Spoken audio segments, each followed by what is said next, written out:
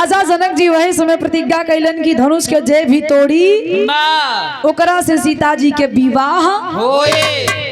सीता सयान भइलिन स्वयंवर रचल गईल बड़े से बड़े राजा के निमंत्रण भेजल गईल सब केहू आइल हुवन।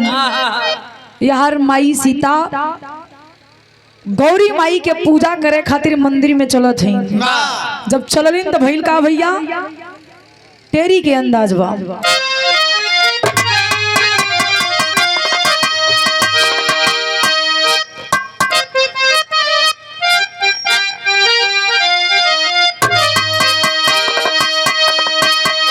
अरे फुलवारी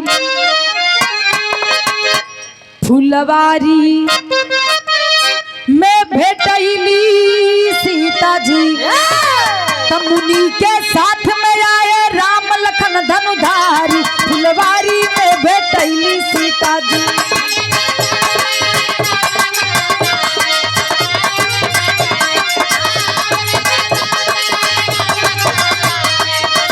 जियो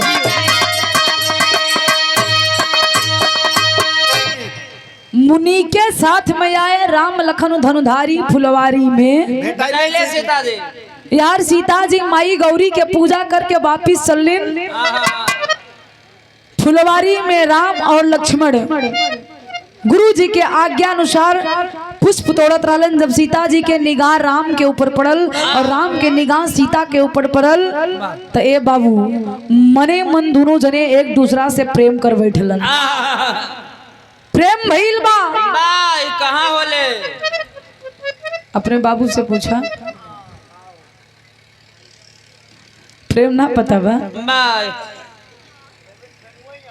ए भैया सीता भगवान राम में जब प्रेम भइल तो सीता जी मने मन मना लेलिन गौरी माई की अगर हमरे पूजा में तनिक भी सच्चाई हो तो इहे हमार मांग के सिंदूर बने। ए बाबू यार भगवान रामो के कम प्यार ना भइल।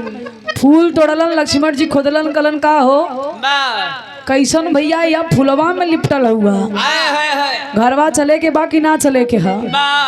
राम जी छोक गलन करीब बाप रे बाप का आम खो गईली। लक्ष्मण जी हंसत हुआ ने आज जब पहुंचलन गुरु जी के सामने तो विश्वामित्र गुरु जी अपने शक्ति से देखलन कि राम के चेहरा पे इतना खुशी काहे खातिर बा देखलन और समझ गईलन। तो लक्ष्मण जी के और राम जी के लिया के जनकपुरी में चललन। बिरहा में गुरु जी एक लंग तरज है कैसे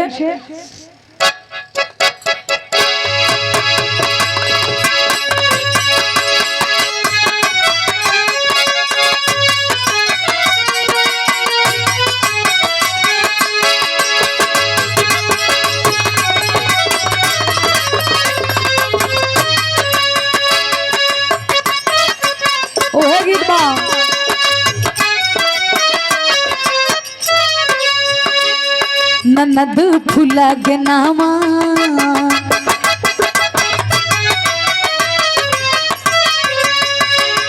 ननद फूला के नामा के भरी पानी ननद फूला के नामा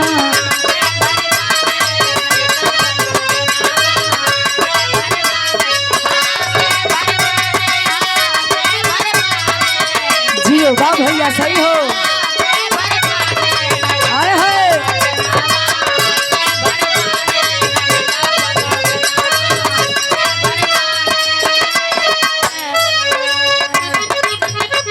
फुलवारी में मिलन राम जी के बिसरत नहीं बा।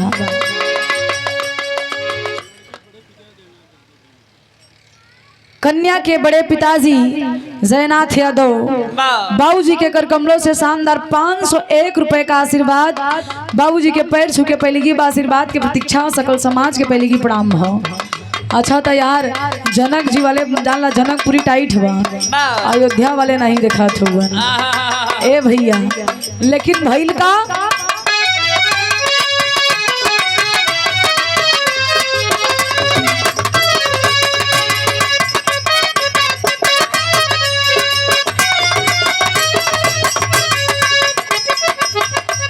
नयन चार भइले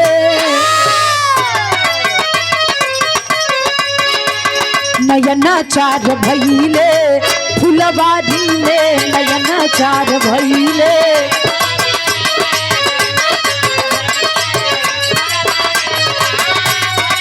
बहुत अच्छे, बहुत अच्छे।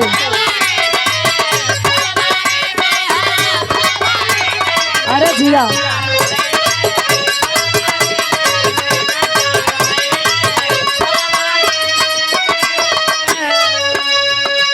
नयन चार भइले फुलवारी में। मुनि जी लिया के राजा जनक जी के दुआरी पे दोनों भाई के लेके चलल हुवन।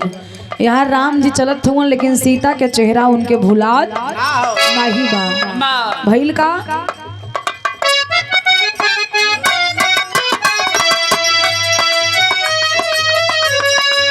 मुनि जी लिया के तब आए भवनमा।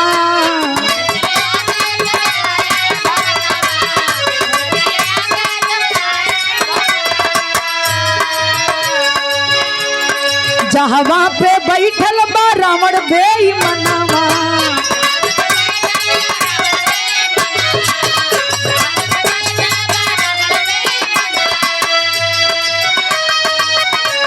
समझ नहीं पावे, समझ नहीं पावे फुलवारी में, समझ नहीं पावे।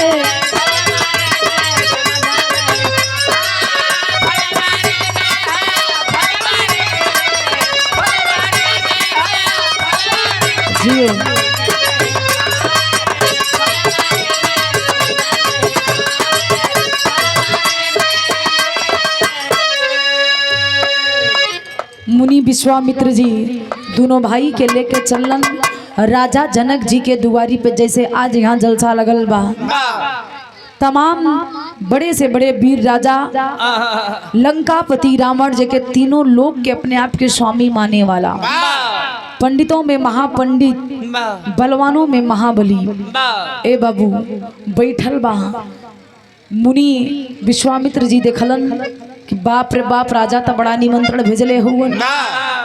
राजा जनक जी आदर पूर्वक सम्मान कैलन और सिंहासन पे बैठौलन दोनों भाई के और विश्वामित्र गुरु जी के बैठल हुवन।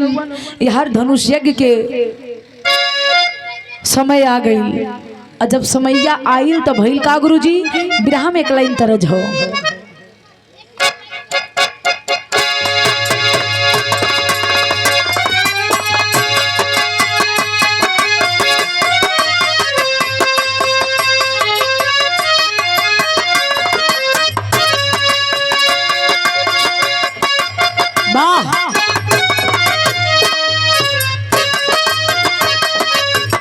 कौन लड़की के गौना भइल बा, बियाहे के नंबर आई, लड़किया कलश बियाह भइल कलश कि हम गौने माई पुछलिन काहे गौने ना जेबे। लड़की कलश कि हमके कुछ गड़बड़ नजर आवता। बतावे का मैं ससुराल नहीं जाऊंगी,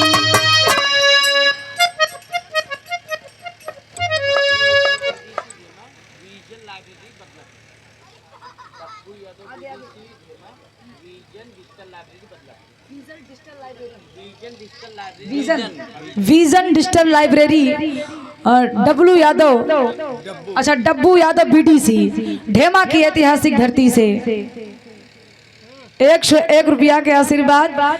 तो बीडीसी के भगवान करें अब की बार प्रधानी के चुनाव लड़ी जा 100% जीत जाइबा। हमरे देखा ये गुरुजी वर्तमान बीडीसी हुवन, ई जानला कमाई भरपूर करत हुवन, मेहनत भी करत हुवन। अरे वो है बात भइल। हाँ सही बात है, आजकल मेहरारू के जमाना हो, मर्द बेचारे सिर्फ छुच्छे हो गई हुआ, इनके केहू पूछे वाला नहीं बा। मेहरारू आगे आगे मर्द पीछे पीछे।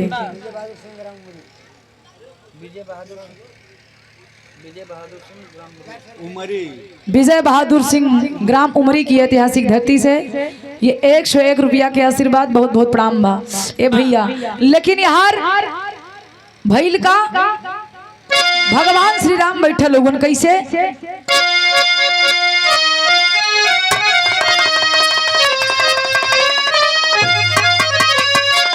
और धनुष उठाए नहीं उठ उठे सब सोचे लमना।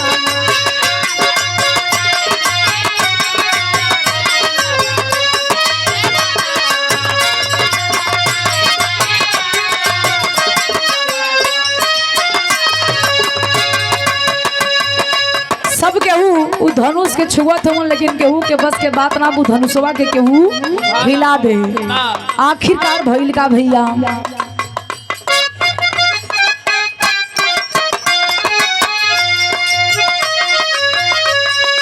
बड़े बड़े बिरवन के टूटल गुमनवा।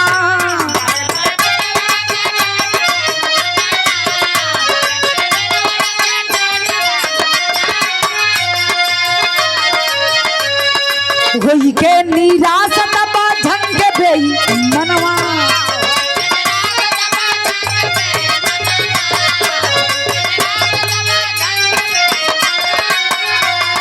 केहू से हो केहू से हो केहू से, केहू से धनुहिया न टूटे सब सोचे लमनवा।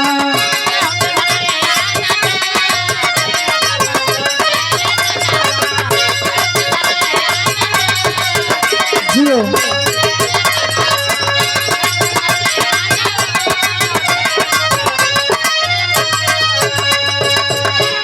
ए भैया, आखिरकार भइल का, जितना बड़ी महफिल सजल रहल उतने ही बड़े बड़े राजा आयल रहलन, लेकिन केहू भी धनुष के हिला ना पौलस। ए बाबू, आज राजा जनक जी दुखी भइलन, उनके अपने आप पे क्रोध आइल की लागत हम जो प्रतिज्ञा कैली वो प्रतिज्ञा हमार पूरा ना हुई। अगर हमार प्रतिज्ञा ना पूरा भइल तो हमरे बिटिया के विवाह ना हुई, सीता हमार कुमारी रह जाई। हम दरबार में खड़ा भइलन, और जब खड़ा भइलन तो आवेश में आके एक बात बोलन, खिलागा था कि वीरन से ही धरती खाली हो। ए बाबू, जब इतनी बतिया लक्ष्मण जी सुनलन तो सुनहु ना पोलन, उठ के खड़ा भइलन और कैलन का गुरुजी,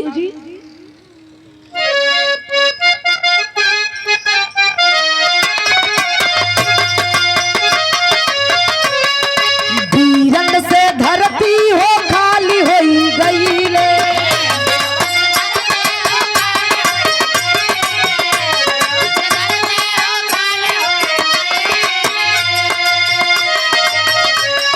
हिलल ना धनुषा तब चिंता समैले।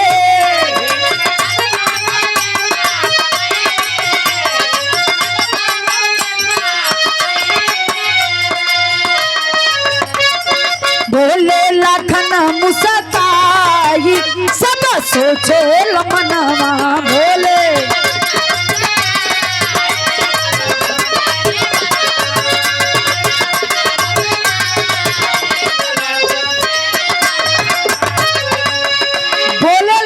मुस्काई तब सोचे लमनवा। राजा जनक जी के अपने बात पे बड़ा चिंता भइल कि लागत था बीच दरबार में हम कुछ गलत बोल दिली।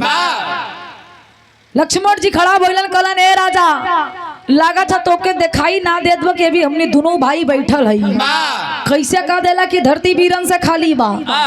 अच्छा ले त अपने भैया के अगर आदेश हम पा जाई तो अपनी ही कनिष्ठा से ही धनुष के कईयो टुकड़ा कर दी।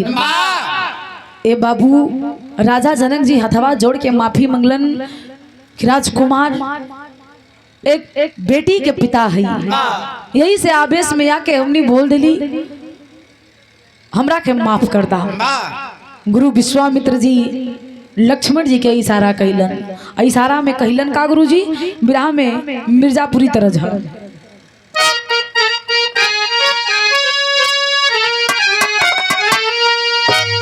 मिर्जापुर साइड में माता बहिनी गीत के बड़ा लहा के गावेली। कैसे?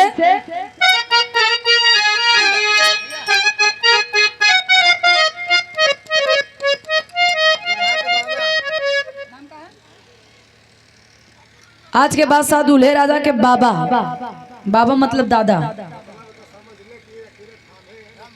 राम बहादुर यादव। अच्छा, आप ही थामे वो सबके संती कहा। शानदार 101 रुपया के आशीर्वाद, बाबा दादा सब बैठा है। बहुत बहुत धन्यवाद भाई आपके। बा बारात में के आयल हर नाम तो लिखा लेवे चाहिए। हाँ तो ये सब के संति अकेले लिस्ट में भरवा देते हो के उठी न ठंडी के महीना बा सब बटूरा लोगन तो हम ही काहे ना प्रयास करी। बहुत बहुत धन्यवाद आपके बा। ए भैया सबके बतावा के यहाँ आइल है बारात में उसी भी पहचान होला ना तो आजकल बाराती एवं भोजन कैलन गाड़ी पे बैठलन एक दो लेकिन ना जालन हो। हाँ जे खास होलन उ ना जालन ना, लेकिन कबो कबो जब नाराजगी रहे तो खासो मन ही निकल जाते हैं।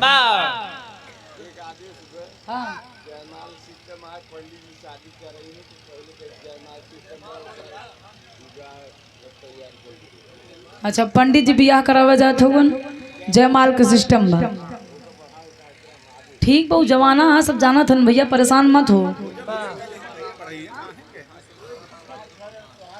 251 रुपए का आशीर्वाद रामराज यादव प्रधान जी की तरफ से वर्तमान प्रधान होगा कहाँ के ढेमा के वर्तमान प्रधान जी की तरफ से ये शानदार 251 रुपया के आशीर्वाद बहुत बहुत प्रणाम लागत है। नरेगा काम नहीं मिलता बा कॉलोनी कम पास होत बा वैसे भी बतावल गईल बा कि एमपी एमएलए बना बड़ा आसान है लेकिन गांव के प्रधानी के चुनाव लड़े में बड़ा सीसी बाटे के परेला भाई।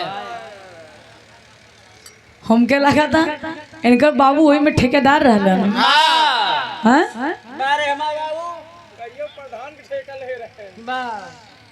सच्चाई बा कि मेहनत परिश्रम के साथ साथ ही कलयुग में जो परिवर्तन भइल बा भैया ओके भी पूरा करे के पड़ेला। यही से प्रधान जी के बहुत बहुत प्रणाम हो। मालिक करे आपके प्रधानी ऐसे चमकत रहे। देखो भैया फिर आई गए। अच्छा ये आजकल बाराती वाले धीरे धीरे घटते ही हैं 100 से 20 पाई गए हैं। आज के बाद साथ दूल्हे राजा के मामा जी घराती वाले चढ़ा था मामा कहाँ हुआ भैया कहाँ हुआ? अच्छा बहुत बहुत धन्यवाद बा लागत बस सब वाली ले को नहीं रखे हैं ये बहुत सौ रुपयन के आशीर्वाद बहुत बहुत प्रणाम बा। वैसे भी बर पक्ष मजबूत होते हैं। हाँ कन्या पक्ष तनी से दबेल लेकिन बर पक्ष मजबूत होते काहे उनका सब मिलत है।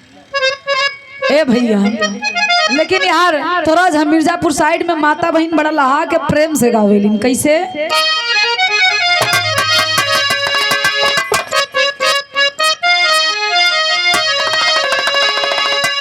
अरे कचौड़ी गली सुन कैला बाप रे बाप धीरे धीरे घटत बा। अब हम का करी भैया दुल्हा के मामा की तरफ से बहुत सौ रुपया के आशीर्वाद होके आप लोग समझाए अब का लागत है ना आप लोगों के बहुत बहुत प्रणाम। हाँ सकल समाज के पहले की प्रणाम बा लेकिन कहना हाँ गुरुजी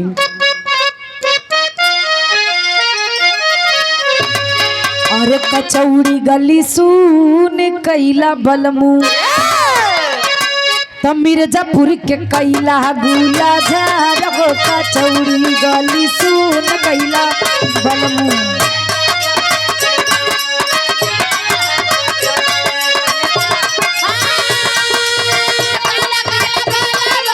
जियो बा भैया बा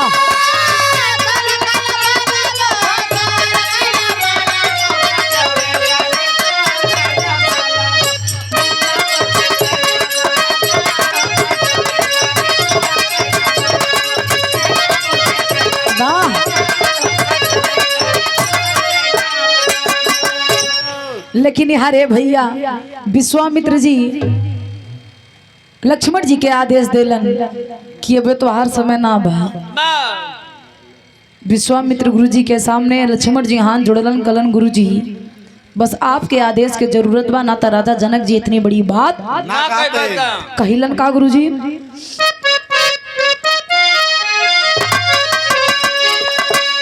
अरे धनुषा तो घार तोड़ी जईती अरे धनुषा तो घार तोड़ी जईती अरे गुरु जी के आज्ञा अगर पाईती धनुषा तो घार तोड़ी जईती।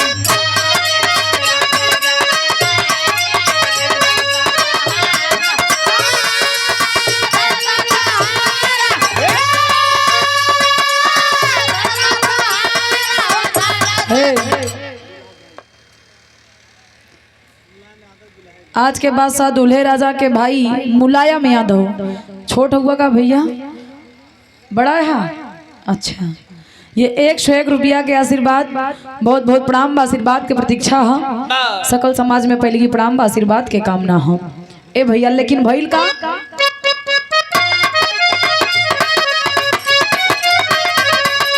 धनुषा तो घर तोड़ी जाई थी, गुरु जी के यागर पाई थी।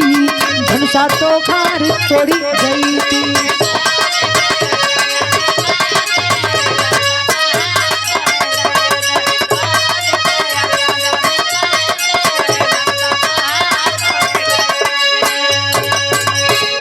विश्वामित्र गुरुजी समझ गए कि लक्ष्मण तनी सब क्रोधी टाइप कर रहलन कि अगर इनके क्रोध आ गए तो पूरा कहानी गड़बड़ा दे है। राम के मन में जो ये उफान उठत बा, ये उठे से पहले दब जाइए। कैलन का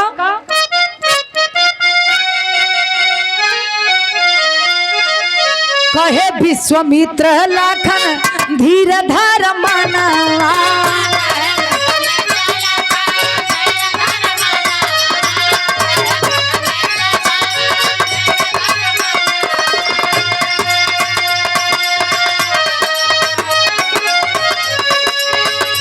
ले इशारा तब राम है समनवा।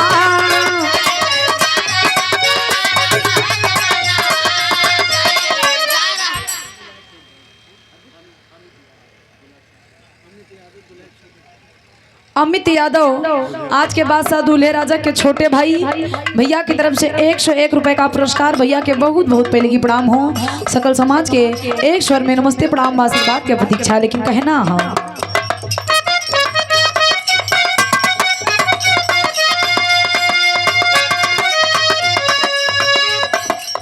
कहे विश्वामित्र धीर धरा अपने मनवा,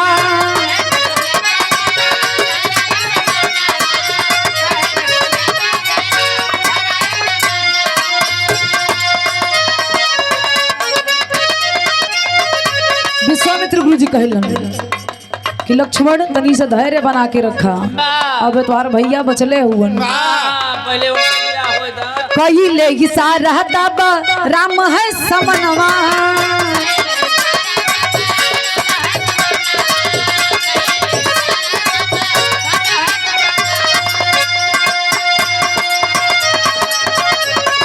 धनुषा तो घर तोड़ी जाई थी,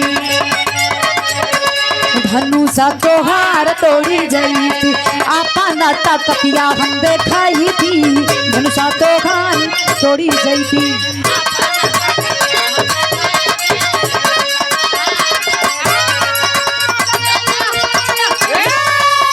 बहुत अच्छे शेर हुआ।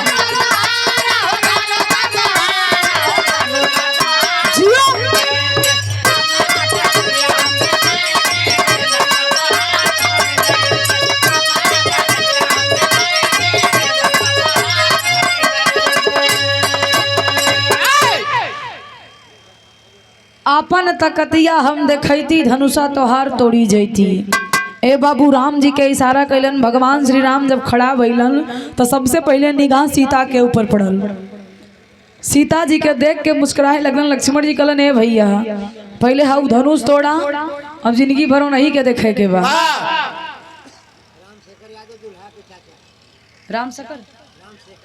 राम शेखर यादव आज के बाद साथ दूल्हे राजा के चाचा की तरफ से शानदार 500 रुपया के आशीर्वाद। वाह, अब लागत था कि बराती आइल हुआ। सकल समाज के पहले की प्रणाम आशीर्वाद के प्रतीक्षा बा।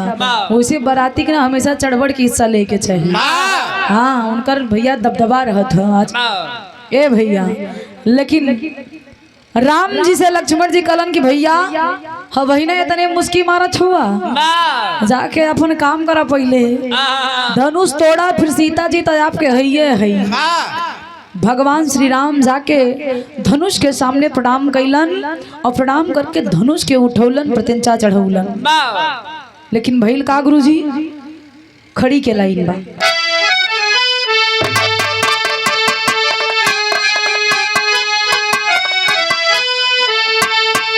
अरे तोड़े धनुहिया राजा के, अरे हटावा पीरवा। अरे तोड़े धनुहिया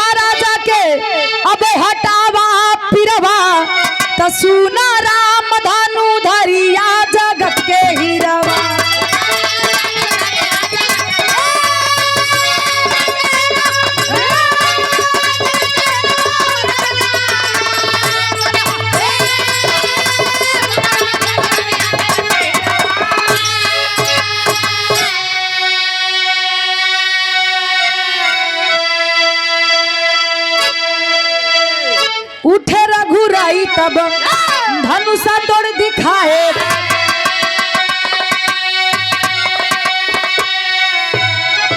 और जानकी दुलारी से सदिया रचाए।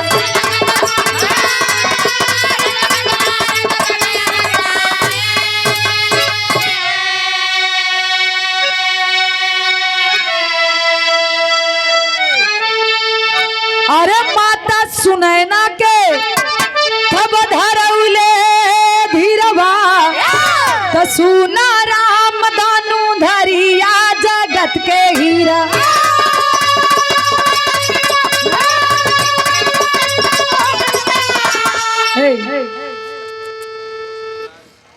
संतोष तिवारी भैया की तरफ से पुनः 101 रुपया के आशीर्वाद बहुत बहुत प्रणाम हो। माता सुनैना के दिल में जोन कष्ट रहल राजा जनक जी के कि हमार बिटिया कुमारी रही, आज धनुष तोड़ के सीता जी से स्वयंवर कैलन। ए बाबू अयहर जनकपुरी से अयोध्या नगरी में संदेश आ गईल बा महाराज अयोध्या नरेश दशरथ जी के कि आप बारात सजा के आइए। भगवान श्री राम जी ने धनुष तोड़ा है, सीता से स्वयंवर किया है। बारात तैयार गई ले भैया, लेकिन राजा जनक जी प्रस्ताव रखलन कि हमरे 3 गो बिटिया और है। आज के बादशाह दूल्हे राजा के मौसा जी ये 100 रुपया के आशीर्वाद बहुत बहुत प्रणाम। आशीर्वाद के प्रतीक्षा बा आपके बार बार प्रणाम। हाँ ये एक्सरसाइज जानला करत हो ठंडी में। ए भैया यार जब राजा जनक जी प्रस्ताव रखलन दशरथ जी के सामने कि आपके 3 पुत्र हुए हमरे और 3 पुत्री, तब काहे ना यही मंडप में बस एक साथ निपटाल देवल जाओ। लगे हाथ 4 जन के विवाह कर दा। यहाँ एक करे में पसीना छूटत बा, एक के साथे 4 भैया भैया। अच्छा फायदा भी होता है। एक मंडप में 2 बियाह करा वो खानगिन लागत बस, लेकिन टेंट के पैसा बच जाता है, लाइट का पैसा बच जाए अब वाले में। ए भैया लेकिन जब शादी भइल त होत का बा गुरुजी, विवाह में अंतिम लाइन हो।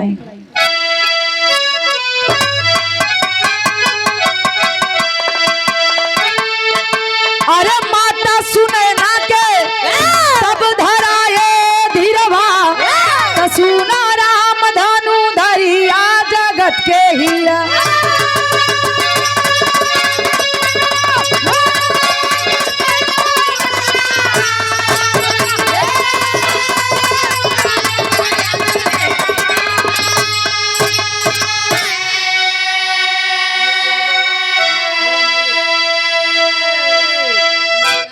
अमित यादव घोड़ा मालिक 101 रुपया के आशीर्वाद बहुत बहुत प्रणाम हो। आशीर्वाद की प्रतीक्षा बा। अंतिम लाइन में कहना है गुरु बिहारी गुरु गणेश हरि शादी लिए रचाई।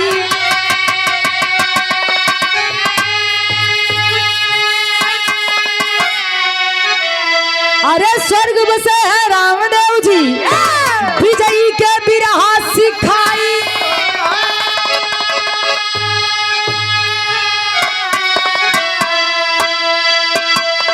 फुलवारी में भेटैली सीता जी त ज्योति यादव के संग वो पी के लयदारी। फुलवारी में भेटैली सीता जी।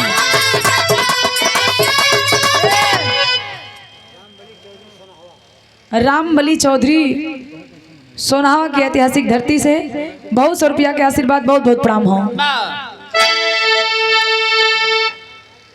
कहना है गुरुजी अब चलो अब सही बाबा हे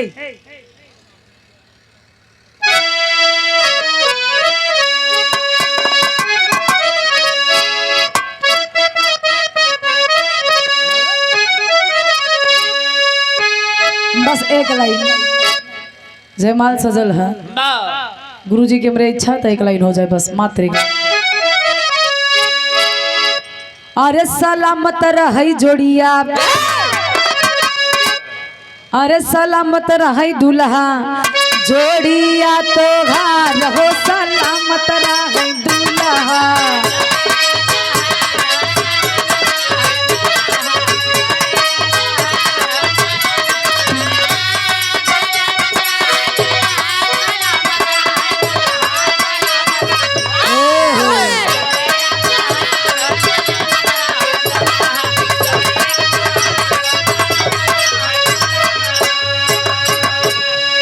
हाय गंगा जमुना जैसे बढ़ई, हे भैया गंगा जमुना जैसे बढ़ई, हाय पूरा परिवार हो सलामत रही जोड़िया दूल्हा तोहार हो सलामत।